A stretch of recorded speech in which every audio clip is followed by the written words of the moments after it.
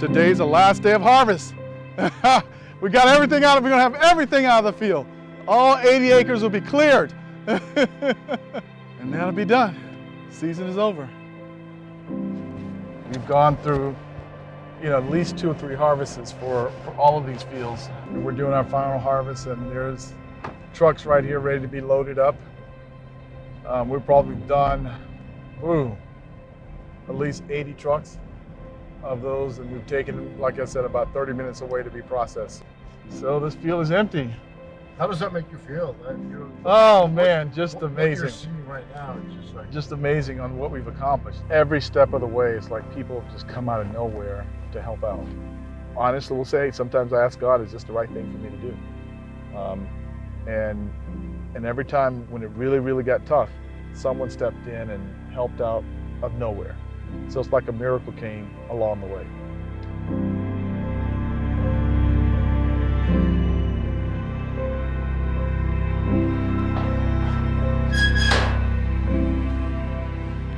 We started off with, these containers, looking at how can we dry, with cool drying and air conditioning with a different technique. And we ended up with something called a tobacco barn, which is something South Carolina and North Carolina has been known for many, many years. And this is also another opportunity because the tobacco industry has declined dramatically. So we can find tobacco barns for 25% of the cost, the original cost. And the benefit of the tobacco barn, one is the capacity, but also it's natural drying. Because basically all it is a heater, and it takes the air from the outside to dry the plant. It's almost just as good as hang drying. So see, this is perfectly dry. No mold, no issues, just perfectly dry in 36 hours. So now they're just taking all the trichomes off, which has all the oil in it. And that's how you hand shuck it off. And this is what you end up with. Grade A biomass. All organic, all hand processed as well. I'm thinking we did it, man. This is like, we did it. I mean, you can't ask for anything better than this. I mean, this is hard work paying off. This is the last stage. We've created so many opportunities for people, not just people working in the fields. I mean, people building this building. That's opportunity. I mean, building the next building. The people that, those farmers that had tobacco barns, they're closing up shop. Those barns have been sitting there for years. I bought 2 of them, probably gonna buy 5 or 6 more. So giving them income. The guys who drove the truck, guess what? The tobacco season is over. They've been sitting at home. So now they got work to do. So I think that's where it's just creating this, that's where the economic development is coming in and stimulating the economy. A lot of these people that are around here that's doing it, I feel like they're not just doing it for the money. You can tell when you talk to them, they're excited about this is something new. And this is something that's new in South Carolina, and they want to see it successful.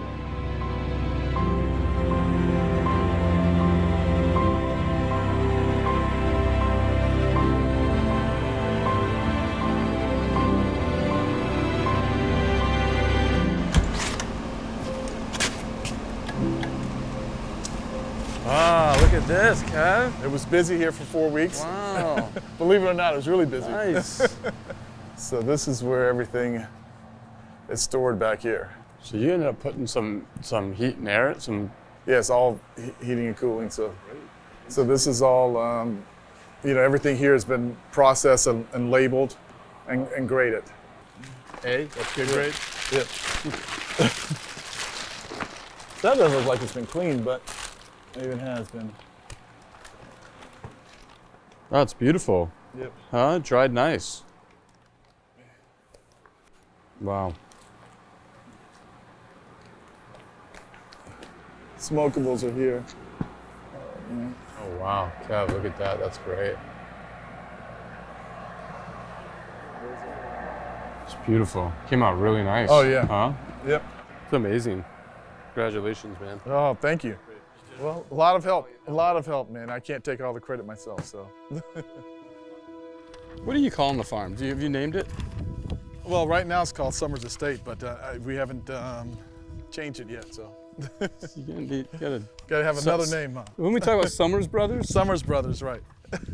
Summers Brothers Farm? Then the other part of it is I have sisters as well. Oh, okay. So you can't leave the I sisters thought out. about Summers Brothers, but I said, what about the Summers Family Farm. Summers- That's what we called it in the beginning. wasn't it? Summers Family Farm? Yeah, Yeah. maybe that's it. Summers Family Farm.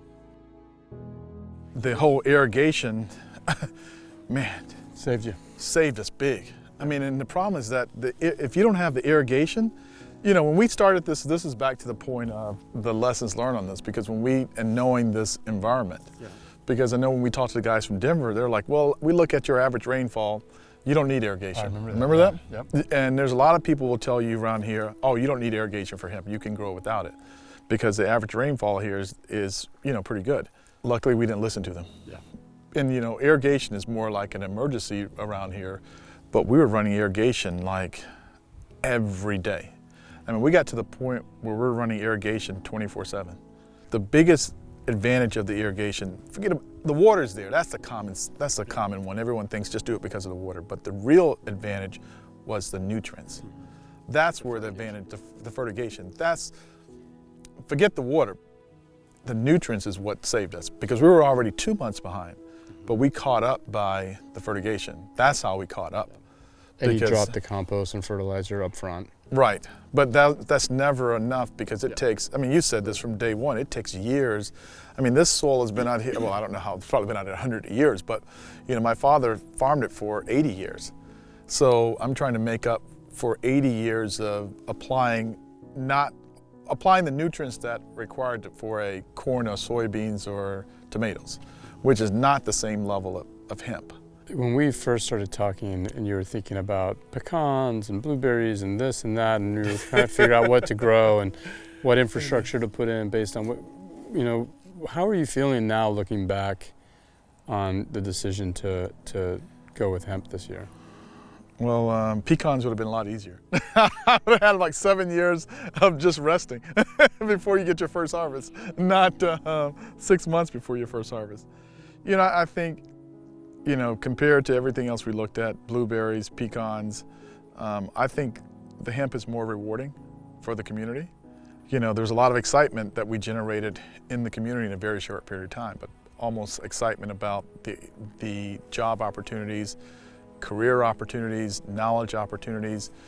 You know, that, hey, I'm from Branchville, and now I've grown some of the best quality hemp in the country.